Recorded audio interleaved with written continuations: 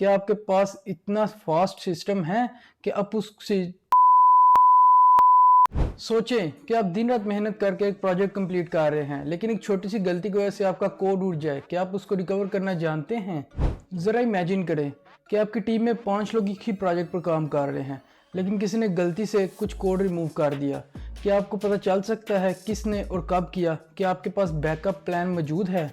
और ज़रा सोचिए कि आप एक प्रोजेक्ट में एक फीचर डेवलप कर रहे हैं और उस फीचर को डेवलप करने के बाद आपको क्लाइंट कहता है कि इस फीचर को दोबारा से रिवर्ट कर दो और प्रोजेक्ट को पहले वाली कंडीशन में ले आओ।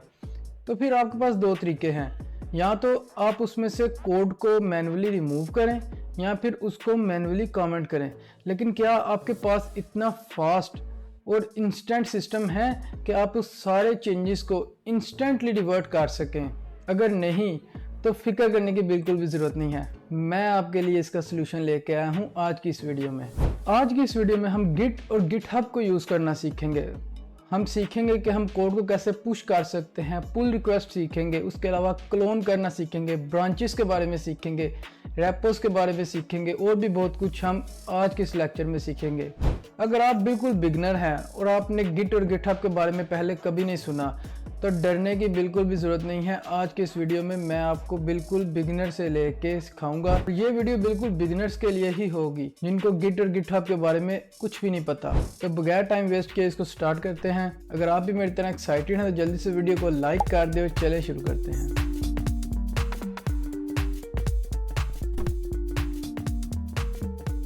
जी, तो अभी मैं अपने कंप्यूटर की स्क्रीन पर आ चुका हूँ। सबसे पहले मेरे पास ओपन है readme.md की फाइल जिसमें हमारे पास गिट और गिटहब के बारे में इंफॉर्मेशन है। तो सबसे पहले बात करेंगे what is git and GitHub.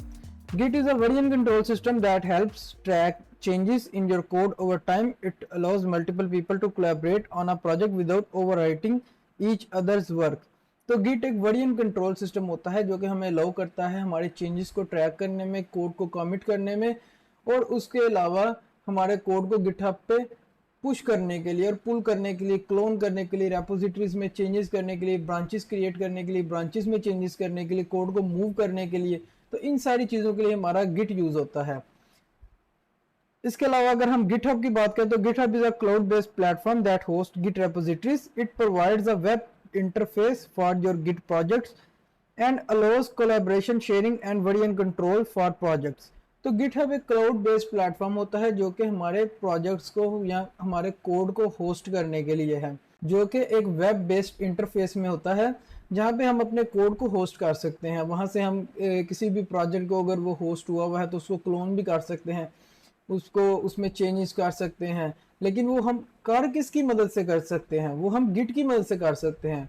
Means कि ये इसकी एग्जांपल इस तरह से है कि अगर हमारी एक वेबसाइट है और वेबसाइट को हमने लाइव करना है तो लाइव करने के लिए हमें एक होस्टिंग चाहिए जिसको हम होस्ट कहते हैं, जिसको हम सर्वर कहते हैं, जहाँ पे जाके हम अपनी वेबसाइट को होस्ट करेंगे। लेकिन होस्ट करेगा कौन? होस्ट एक डेवलपर करेगा। तो आप एक डेवलपर को एज अ गिट समझ सकते हैं कि वहाँ पे डेवलपर एक गिट होता है और जो होस्टिंग होती है वो गिटहब होती है। तो मीन्स आपको इनका डिफरेंस समझ आ जाएगा इससे कि गिट की मदद से आप इस सारे कोड को होस्ट करते हैं, उसको क्लोन करते हैं, उसको जो है अपने उसमें चेंजेस करते हैं, कमिट करते हैं।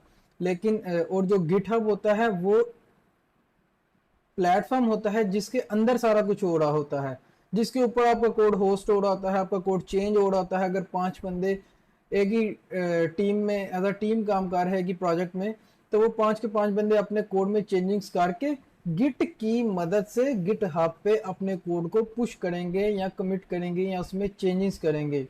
तो इस तरह से गिट और गिट हब का जो है उम्मीद है आपको समझ आ गई होगी। तो अब इसके आगे चलते हैं starting getting started with GitHub. तो सबसे पहले हम क्रिएट अ गिटहब अकाउंट और उसके बाद हम go to GitHub sign up और अपने नेम पिक्चर सिंपल सा हम प्रोफाइल सेटअप करेंगे। तो यहाँ से मैं github.com पे जाऊँगा अपने ब्राउज़र में आके और उसके बाद मैं यहाँ से साइन अप पे क्लिक करूँगा।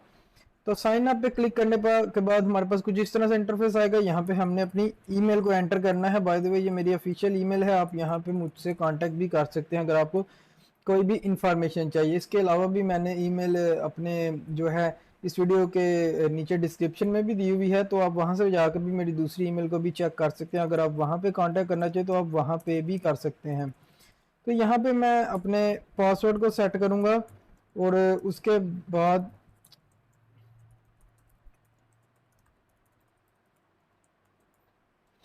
यहाँ पे मैं अपना यूज़र नेम सेट करूँगा और इसके बाद हम आगे चलेंगे। तो यहाँ से मैं कंटिन्यू करूँगा। मैं आपको सारा प्रोसेस दिखा रहा हूँ ताकि कोई भी चीज़ मिस ना हो और आप कंफ्यूज ना रहे। यहाँ से मैं वेरीफाई पे क्लिक करूँगा और इस डायरेक्शन में मुझे इसको चेंज करना पड़ेगा। तो ये डायरेक्शन में आगे इसको मैं कर दूँगा डन। और यहाँ से हमारा अकाउंट वेरीफाई होगा, हमारे जीमेल पे एक पासकोड आएगा। तो मैं इस पासकोड को यहाँ पे यूज़ कर लेता हूँ। यहाँ से मैं अपनी जीमेल को चेक करूँगा। अब यहाँ से हमें दोबारा लॉगिन करना पड़ेगा अपने अकाउंट को। तो मैं अपने अकाउंट की ईमेल को यूज़ करते हुए इसको लॉगिन करूँगा।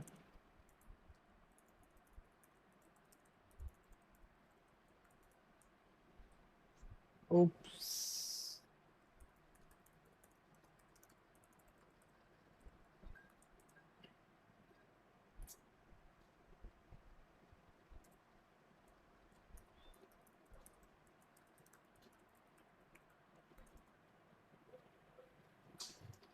ओके। तो मैंने अपने अकाउंट को लॉगिन कर लिया। अब इसके बाद हमें कुछ सिंपल इन्फॉर्मेशन देनी होगी। तो यहाँ से मैं एज स्टूडेंट सेलेक्ट कर लूँगा और यहाँ से जस्ट मी को सिलेक्ट करते हुए हम आगे चलेंगे। और यहाँ से मैं 2 को सिलेक्ट करूँगा। आप अपनी मर्ज़ी पे से भी सिलेक्ट कर सकते हैं, लेकिन इससे कोई इतना फ़र्क नहीं पड़ता।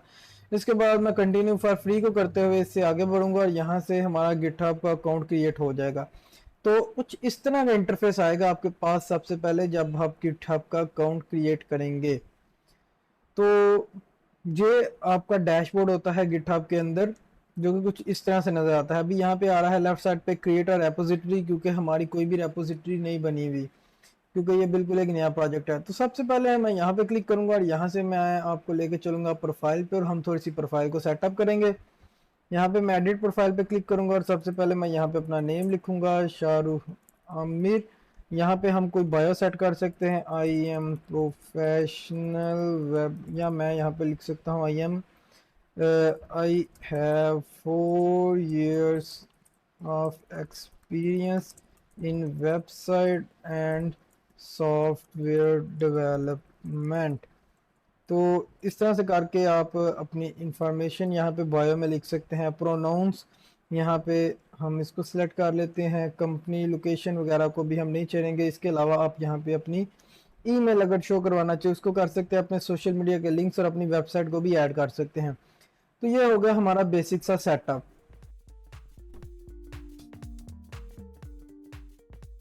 अब इसके बाद बारी है हमारी क्रिएट अ न्यू रेपोजिटरी की, जो कि है हमारा स्टेप नंबर 2। तो इसमें हम देखेंगे create a new repository on GitHub. One side in, click on the green new button at the top left corner repository section. Give your repository a name like my first repo. Choose whether you want it to be public, anyone can see it, or privately. Only you and those you invite can see it. You can also add a readme.md file which describe the project. This is a good habit. Click create a repository. तो यहाँ पे आते हैं और यहाँ पे मैं अपने यहाँ पे नेम पे क्लिक करूँगा। अच्छा, मेरे नेम में थोड़ी गड़बड़ हो गई है। मेरा ना ये जो है यूज़र नेम, उसमें लेटर की जो कैपिटलाइजेशन थी वो ख़राब हो गया, लेकिन कोई इशू नहीं है। आप लोग इसको ठीक ही रखिएगा, मेरी तरह गलती ना करिएगा। तो यहाँ पे आके मैं यहाँ से क्लिक करूँगा क्रिएट अ न्यू रेपोजिटरी, या फिर यहाँ पे मैं नेम ऐड करके भी एक रेपोजिटरी क्रिएट कर सकता हूँ। तो उसके अलावा आप यहाँ से इसको भी क्रिएट कर सकते हैं। मैं यहाँ पे इसको भी क्लिक करूँगा और ये भी एक जो है ना readme.md की फ़ाइल क्रिएट हो जाएगी। इसको मैं कमिट चेंजेस कर दूंगा। यहाँ पे आप चेंज भी कर सकते हैं। यहाँ पे आप चीज़ों को चेंज कर सकते हैं, अपने बारे में लिख सकते हैं थोड़ा सा, ताकि जो भी बंदा आपकी प्रोफाइल विजिट करे गिटहब की, वो आपके बारे में जान सके। तो अब अगर मैं यहाँ पे क्लिक करता हूँ तो मेरे पास ये यहाँ पे ऐसे ऊपर ये शो होगा। अच्छा, अब मैं यहाँ पे आने के बाद यहाँ से मैंने अपनी एक रेपो क्रिएट करनी है। तो उसके लिए मैं यहाँ पे क्लिक करूँगा, ये प्लस के आइकन पे, और यहाँ पे आ रहा है न्यू रेपोजिटरी। तो मैं न्यू रेपोजिटरी पे क्लिक करूँगा और यहाँ पे मैं रेपोजिटरी का नेम दूंगा। तो इसमें मैं नेम दूंगा माय फर्स्ट रेपो। और इसके अलावा इसमें डिस्क्रिप्शन हम कुछ लिख सकते हैं अगर हम चाहे तो। अभी मैं इसको जो है नहीं लिखूंगा। यहाँ पे पब्लिक और प्राइवेट में से हम कुछ भी सिलेक्ट कर सकते हैं। पब्लिक रहेगा तो हर कोई इसको देख सकेगा, अगर प्राइवेट होगा तो कोई भी नहीं देख सकेगा। यहाँ पे मैं एक ऐड readme.md की फाइल पे क्लिक कर दूंगा और इसको पब्लिक रखते हुए मैं यहाँ पे करूंगा क्रिएटिंग रेपोजिटरी। तो यहाँ से रेपो हमारी क्रिएट हो जाएगी। ये हमारी रेपो क्रिएट होगी और उसकी readme.md की जो फाइल है उसके अंदर हमारी रेपो का जस्ट नेम आ रहा है, क्योंकि हमने इसमें कुछ भी नहीं था लिखा। अब ये हमारी एक रेपो क्रिएट हो गई है। अब इसका जो नेक्स्ट स्टेप है हमारे पास वो क्या है, step number 3, upload files manually. तो उसमें हम क्या करेंगे, रेपो को क्रिएट करने के बाद after creating the repo you will be taken to empty repository. जैसे कि ये हमारे पास एक एम्प्टी रेपो है, इसमें कुछ भी नहीं है, कोई कोड नहीं है, जस्ट readme.md की फाइल है, वो भी एम्प्टी है। To add files manually click on the add file button, then upload files, drag and drop or select files from your computer, once uploaded click commit changes to save। अच्छा मैं आपको बताता हूँ, यहाँ पे ये हमारे पास आ रहा है ऐड फाइल का बटन। ऐड फाइल के बटन पे हम क्लिक करेंगे, create a new file, upload file. आप यहाँ पे भी फाइल को क्रिएट करके उसके अंदर कोड को पेस्ट कर सकते हैं, आप अपलोड फाइल भी कर सकते हैं। मैं यहाँ से अपलोड फाइल्स पे जाऊँगा और यहाँ से जाके मैं choose from files, choose your files को सिलेक्ट करते हुए अपने रिएक्ट जेएस के प्रोजेक्ट में जाता हूँ और यहाँ पे मैंने एक हमारे पास मैं कंडीशनल रेंडरिंग पे जाके यहाँ से ये फाइल्स को सिलेक्ट कर लेता हूँ। जो हमारे फोल्डर्स होंगे वो इस तरह से अपलोड नहीं होंगे। तो मैं फाइल्स को सिलेक्ट करता हूँ तो इस तरह से हमारी ये फाइल्स अपलोड होना शुरू हो गई हैं। अब यहाँ पे ये मेरे पास है कमिट चेंजेस का बटन। इसके अलावा मेरे पास है ऐड फाइल्स विया अपलोड और add an optional extended description. तो जब कमिट होगा हमारे चेंजेस, ये कमिट का मतलब है कि इसको सेव कर देना, कमिट जैसे कमिटमेंट करना, तो इसी तरह ये भी हम कमिटमेंट करते हैं कि इसको सेव कर दो। उसके अलावा यहाँ पे आ रहा है जब हम कमिट करेंगे ना तो वहाँ पे एक लिखा हुआ आएगा कि ये कमिट क्या हुआ है, कमिट के रिलेटेड लिखा हुआ आएगा। तो मैं इसको सिंपली ऐसे अगर कमिट चेंजेस कर दूंगा तो ये लिखा आएगा ऐड फाइल्स विया अपलोड। मैं आपको दिखाता हूँ, मैंने कमिट चेंजेस किया। अब यहाँ पे हमारे ये जितनी भी फाइल सिलेक्ट हुई थी ये आ गई हैं और यहाँ पे ये देखें इन्फॉर्मेशन उनकी ऐड फाइल्स भी अपलोड के, सिंपली ये अपलोड की गई फाइल्स हैं। इसके अलावा अगर मैं गेम जाता हूँ अपलोड फाइल्स पे और मैं कमिट को चेंज करना चाहता हूँ, मैं चाहता हूँ कि कोई कमिट जो मैं करूँ उसमें कोई इन्फॉर्मेशन सेपरेट शो हो, मैं वीट.svg को सिलेक्ट करता हूँ। यहाँ पे मैं करता हूँ फाइल्स एडिट एट, मैं लेट्स सपोज इसमें अभी के लिए टाइम ही लिख देता हूँ 10:56 AM। तो इसके अलावा यहाँ भी लिख देता हूँ this file is added by Shahrukh eight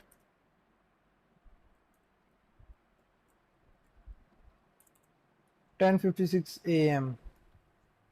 तो यहाँ पे मैंने उसके साथ एक मैसेज भी दे दिया है। अब हमारी फाइल्स अपलोड होती है तो ये देखिए यहाँ पे आ रहा है फाइल्स एडिट एट 10:56 AM, जो कि हमने कमिट का मैसेज दिया था। इसके अलावा जो हमारी एडिशनल जो है लेट्स सपोज हमने डिस्क्रिप्शन दी थी तो वो कहाँ पे शो होगी वो मैं आपको दिखाता हूँ। जब हम इसको ओपन करेंगे, इस फाइल को यहाँ पे क्लिक करेंगे तो ये यहाँ पे ऊपर हमारे पास आ रहा है this file is edit by Shahrukh at 10:56 AM, जो कि मैंने वहां पे लिखा था।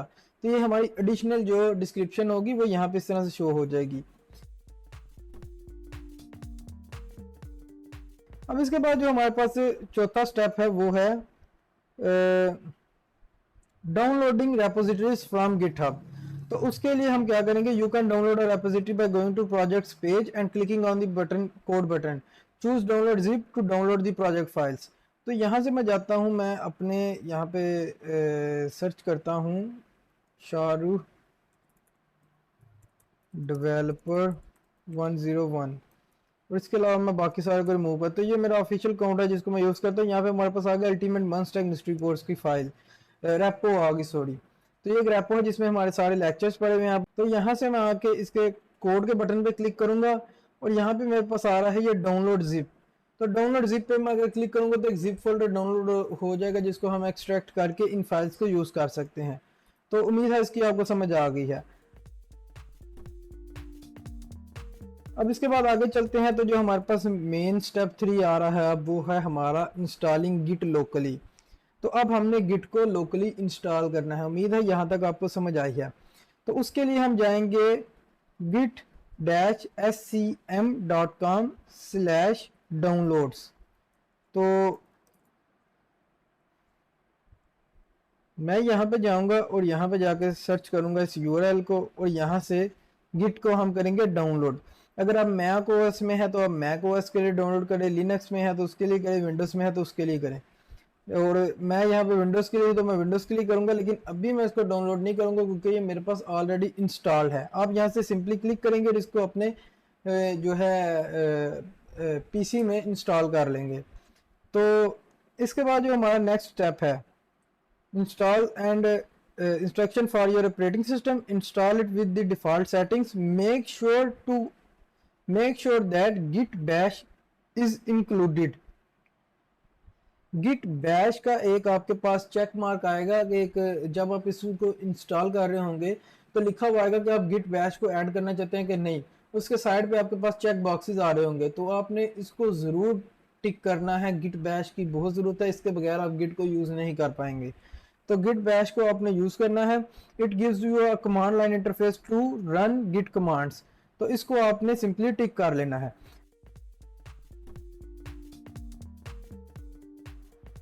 अच्छा, इसके बाद जो हमारे पास स्टेप नंबर 2 है उसमें यह है कि हमने फर्स्ट टाइम गिट को यूज करना है। तो गिट को फर्स्ट टाइम यूज करने के लिए हमें इसकी जरूरत है। ये है git config। ये हमारे पास 2 कमांड्स होती हैं, git config -global user.name। तो इसके अंदर आपने अपना यूज़र नेम लिखना है। मेरे केस में यूज़र नेम मुझसे थोड़ा सा गलत हो गया था, एस स्मॉल था और बाकी लेटर्स कैपिटल हो गए थे, तो मैंने रखने सारे स्मॉल थे। तो मैं इस लाइन को कॉपी करूँगा यहाँ से, और यहाँ पे आके अपने फोल्डर के अंदर मैं राइट क्लिक करूँगा और यहाँ से मैं ओपन करूँगा git bash share। तो git bash share पे मैं क्लिक करूँगा और यहाँ पे आने के बाद मैं सबसे पहले तो लिखूंगा git -version, जिससे मैं टेस्ट करूंगा मेरा git इंस्टॉल हुआ है कि नहीं। तो यहाँ पे आपके पास शो होगा 2.46.2। तो मेरे पास अभी पुराना इंस्टॉल हुआ है, तो इस वजह से यहाँ पे मेरे पास 0.1 आ रहा है, लेकिन इतना डिफरेंस नहीं है, तो इसलिए मैं नया नहीं इंस्टॉल कर रहा। यहाँ पे मैं पेस्ट करूँगा। उप्स, ये मेरा थोड़ा सा ख़राब हो गया है, मुझे इसको करना पड़ेगा। तो यहाँ पे मैं इसको पेस्ट करूँगा और इसके बाद इसको मैं यहाँ से मुझे रिमूव करना पड़ेगा ये। तो इस तरह से मेरा ये यूज़र नेम यहाँ पे आ गया है इसके अंदर। अब मुझे यहाँ पे अपनी ईमेल भी देनी है, तो ईमेल देने के लिए मैं इसको कॉपी करूँगा सारे को, और यहाँ पे आके मैं इसको अब पेस्ट करूँगा। git config -global user.email, यहाँ से आपने एग्जैक्ट मैच कर लेना है। अगर कोई एरर आया है तो मतलब एक्स्ट्रा कोई वर्ड आ गया है तो उसको आपने रिमूव कर देना है। इसके अंदर आपकी अपनी ईमेल होनी चाहिए, ये याद रखिएगा, जो कि आपने गिट पे यूज़ की हुई है गिटहब के अकाउंट में। यहाँ पे मैं एंटर प्रेस करूँगा तो ये मेरा एक जो है ना, यहाँ पे मेरा यूज़र नेम और जो है मेरा ईमेल वो डिफाइन होगी है। इसके बाद मैं यहाँ पे गिट स्टेटस को चेक करूँगा तो यहाँ पे आ रहा है on branch main, your branch is up to date with original master, nothing to commit working tree clean. तो इसके बाद हमने जो वेरीफाई इंस्टॉलेशन करनी थी स्टेप 3 में, वो हम ऑलरेडी कर चुके हैं git -version करके सबसे पहले। तो ये हमारा इंस्टॉलिंग गिट लोकली जो है वो कंप्लीट हो चुका है। उसके बाद हमारे पास है यूजिंग गिट लोकली, लेकिन हमारी वीडियो ऑलरेडी काफ़ी लंबी हो चुकी है, मैं इसको नहीं करूँगा इस वीडियो में कवर। तो ये थोड़ा सा एडवांस चीज़ें भी हैं, लेकिन मेन चीज़ें यही हैं सीखने वाली।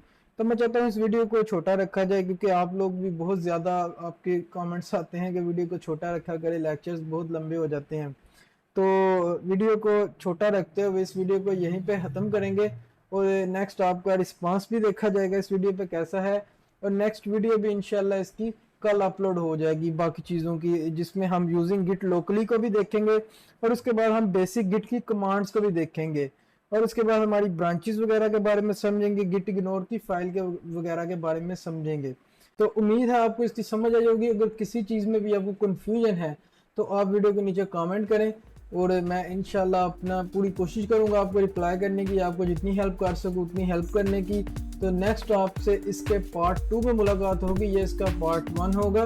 तो नेक्स्ट आपसे इसके पार्ट 2 में मुलाकात होगी। तब तक के लिए अल्लाह हाफिज़।